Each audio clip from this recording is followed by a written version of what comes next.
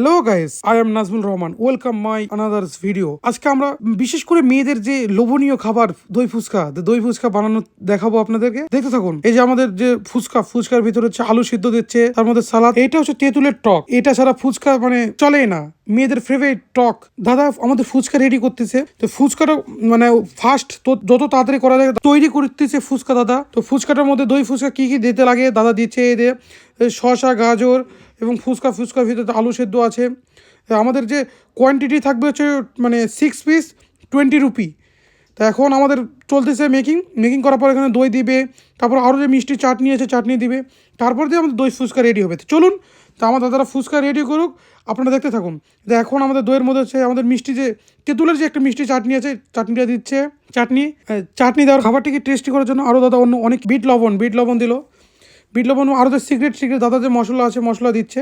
মশলা দেওয়ার পর এখানে হচ্ছে আরও মানে নানান ধরনের, তারপরে হচ্ছে বাদাম দেওয়ার পরে এখন দিবে হচ্ছে দই, যে মেন যে দইটা দিচ্ছে। আমাদের প্রতিটি ফুচকার মধ্যে দই পরিমাণ মতন দিয়ে দিচ্ছে দাদা।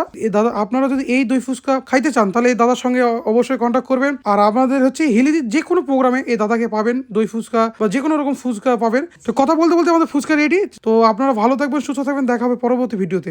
চ্যানেলটি সবাই সাবস্ক্রাইব করবেন আর বেল বাটনটি অবশ্যই অন করবেন।